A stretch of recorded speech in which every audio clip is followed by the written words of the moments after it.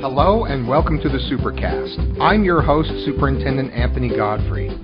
They put in hundreds of hours of work and practice before hitting the stage, and it pays off every single year at Southland Elementary School. On this episode of the Supercast, meet the woman behind the 14 years of school musicals at Southland. Find out why this is her final curtain call, and how students and volunteers make every production the experience of a lifetime for everyone involved.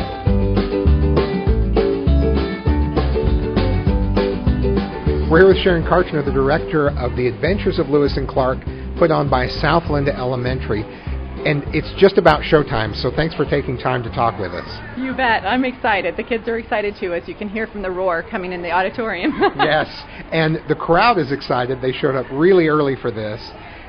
Tell me, you've been doing this a little while. This is not your first rodeo. This is my 14th year involved with the musicals, and it started way back in 2008. Our first performance was in 2009, and our first Lewis and Clark performance was in 2010. So I've been doing it the whole time that we've had musicals at Southland. That's 3 U.S. presidents ago that you started doing this. I think it's really amazing the time that goes into this, and I saw it several years ago, and I was blown away. It is not the type of production you expect. It's really immersive. The kids know it stone cold. They work really hard, and they've been working since October. Tell me what it's like with the kids over that period of time. You know, they're super excited at the beginning. We usually start with about 120. We kind of dwindled down to about 104, which is a little bit more manageable for us, so that works out. But there's definitely times when you can see them glazing over. So then we try to add some fun things. Sometimes we sing like opera singers or something like that to just change things up and lighten it up. But they work really hard. We have tryouts kind of towards the beginning so that people learning their lines can pick up their lines and be able to learn them. This year we had understudies for the first time because of COVID, and so some of the kids not only had to learn their lines, they also had to learn a main character's lines in addition to their own, and then we were able to kind of let them perform for their peers at one of the rehearsals so that they at least got a chance to perform that. It's obvious to me that there are many layers to the learning that happens here. There's great value in memorization, there's great value in learning to be part of a team, and the content of the musical, by the time they're done performing and practicing, starting in October, they have learned the facts about this particular part of American history, stone cold. American history is the theme, is that correct? All the way through? Yeah. So we, the 3 musicals that we rotate through, one is Lewis and Clark, that is the 4th grade curriculum. Then we wrote our own America show, Quest for the Stars and Stripes, which is 5th grade. And then we also do Dig It, which is an ancient civilization show, so that covers the 6th grade curriculum. So they all get to be in at least 2 of them if they would like. And I kind of give them a quiz towards the end, not really, but I just say, so who was the president that sent Lewis and Clark? You know, Thomas Jefferson. What years did they go? 1804 to 1806. You know, making sure that it all sunk in. And they know stuff now that they wouldn't have known otherwise, and it's awesome. And like you said, it sunk in, and it's going to stay in those brains, because it just, going over it and really inhabiting that adventure as a character, playing it on the stage, is the deepest kind of learning we can possibly imagine. For sure, and that's why we picked the ones that we did pick, so that they would actually be learning something. And when we didn't find one about America that we liked, we just decided to write our own so that they could learn even more. And that's the one I saw, and It was incredible. It was fantastic. So you've been doing this since the start, and this is your final year. How does that feel? You know, it's a mixed bag of feelings. I'm relieved on one hand, but I'm also sad because it's been awesome. I might talk him into letting me do the videography from now on, but then I don't have the 4-month stint ahead of time. But it's been really fun. I was actually privileged to direct 2 of the shows in the middle there when my girls had already graduated from elementary, but my little caboose, Jason, hadn't gotten old enough to perform yet. And so I loved it that much that I'm like, I'm going to keep this going until he can have a chance to participate as well. And I feel really confident in the ladies that are working with me that they're going to carry the torch and keep it going, and I have no problems handing it over because they're amazing. All of them are. I'm super impressed with the legacy that you leave behind, having done it for so long and dedicated so much time to it. What do you hope is the outcome for the students that you've worked with over the years? You know, I've already seen some of the outcomes. I've seen some of them go on to be actors in the middle school and high school plays. I've had one girl that said, you know, because I had a solo in your musical, I was able to go and try out for a city musical and have total confidence that I could do it because she had built the confidence here. I've had other ones that have graduated with computer science degrees from college and other ones that are married and have kids, and so it's just fun to see that they just go off in life and are all successful. It's incredible what happens in the life of a child in 14 years. Right. You talked about the confidence that it builds, and I think that's one of the great values in the arts, is it builds your confidence. It shows you, I didn't know this, I didn't know how to do it, and now I'm doing it in front of people.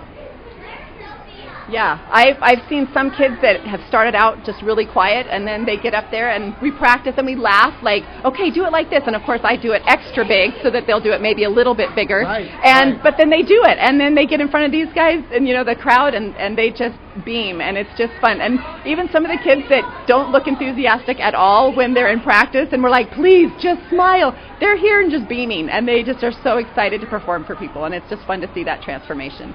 What a great experience for everybody involved, and you can hear the enthusiasm of the families, and I hope I can find a seat in there because there are a lot of people in there. And, you know, you mentioned earlier there are over 100 students involved. That's another thing I just love, is how many people can find a role, can find some way that they're helping and contributing, and that makes them feel a part of something. Definitely. And Lewis and Clark has the fewest speaking parts in that particular musical. There's only about 16 speaking parts, but there's still like ribbon dancers and water wavers and fork in the road dancers and all these other parts that we let them be a part of. The other musicals have even more speaking parts, which is really fun. Lots of scene changes, and it gives the kids an opportunity to try to learn something and be something. But all the musicals, they are a part of it, and they feel a part of it, and it's really fun to see.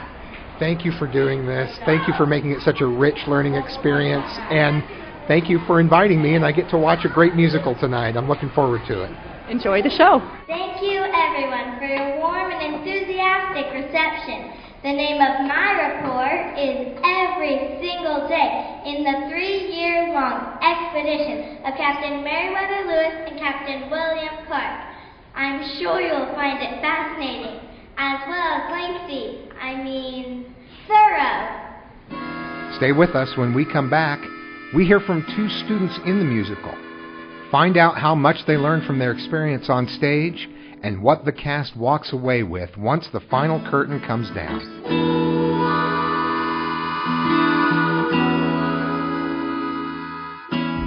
Do you simply love learning online? We can't wait to have you join the amazing teachers in our brand new Jordan Virtual Learning Academy. In Jordan Virtual Learning Academy schools, we offer innovative, fun, and flexible online learning with daily real-time instruction from teachers. Enrollment is currently open for all K-12 students in Utah. Start on the path to personalized virtual learning success now at connect.jordandistrict.org. That's connect.jordandistrict.org. Oh, my name's Napoleon Bonaparte, and have I got a deal for you? I'm in danger of being blown apart, so I make this appeal to you. All out, perfect on you. All perfect on you. If you're really in some luck for 15 million bucks.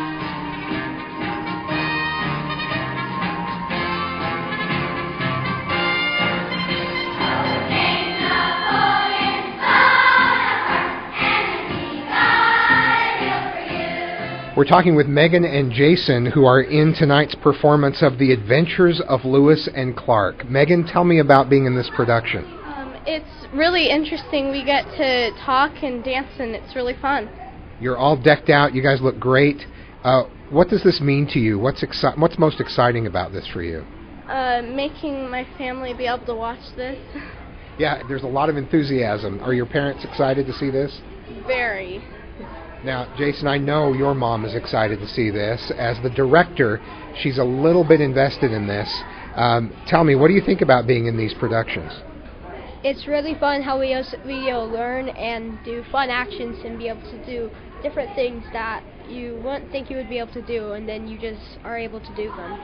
You're wearing an animal hat of some kind, and for those listeners, there's lots of fringe, so tell me about your outfit and your character.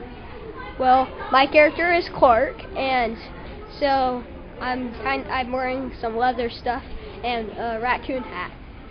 You look fantastic. You look exactly like I picture Clark on his way through the wilderness, so well done. Megan, tell me about your character. I'm a soldier, one of 3, and I'm wearing all this vest and hat and a sword. What's something that you look great? You really look great. Tell me, what is something that you learned from this production about history that you didn't know before? I actually didn't know that soldiers actually went on an adventure, and so to be one of the soldiers is actually quite interesting. So you learned about it, and now you get to act it out, and I really feel like there's a deeper learning that goes with acting out something that you just learned. Yeah, that's very true, because you're not just learning it, but you're having fun learning it, and I think it helps you learn it more. Jason, tell me what you learned most. What stands out to you about American history that you didn't know before? Well, I haven't learned about the entire trip, so learning it early before I actually learned it in school was very fun, and it was interesting to just be able to know something and help your friends learn it with you. And that's the exciting part. You're helping other people learn it, not just your friends, but there'll be a lot of people in the audience, including me, who I know will learn some things about Lewis and Clark that we didn't know before. Now, you guys have been practicing since the middle of October last year. That's a lot of work, and that's a lot of dedication, especially at your age. Tell me about the friendships you've developed and the fun you've had over that period of time. A lot of the people that I didn't know before are in this play, and I've grown a really good friendship with a lot of them. It's really interesting to see how many people actually was wanting to do the play. And how about you, Jason? Well, since I'm in a Chinese immersion, I'm usually just friends with the people who are in the immersion with me, because I've been with only them for my entire grade thing, and so being able to get people not just from other people in this grade, but people in different grades. I never would have been friends with Cassie, but now we're great friends because we were able to do this amazing performance together. I love that. That's a really important part of it, making those connections. Is this giving you the acting bug? Is this something you want to keep doing? Very much so. I'm really hoping I can in middle school and maybe high school too. Okay, great. I look forward to that. How about you, Jason? Definitely. It was really fun being able to do it 3 times and have these unique things each time, and no one will know what you're going to do next. I was in high school theater all the way through, and I highly recommend it. I'm glad to hear you guys have enjoyed it so much. It's exciting to be at Ochre Hills. Does that feel like the big stage? Definitely. It's way bigger than I would have expected. Well, I can't say it was bigger than I expected because I've done it since first grade, but it's still giant compared to where we practiced at the beginning, so it's feels like you finally got there. You're a 3-timer, so you've been doing this for quite a while. Yeah. So you were a skeleton in first grade, right? Yeah. We had these glow-in-the-dark costumes where they turned off all the lights and we started going for full, and we were able to do this really fun, cool dance. Well, that's admirable range as an actor to go from skeleton to Clark. So, break a leg, that's a good thing to tell you to break a leg. And I can't wait for the performance. Looking forward to it tonight. I'm super excited too. Me too. I'm really excited for my family to see it.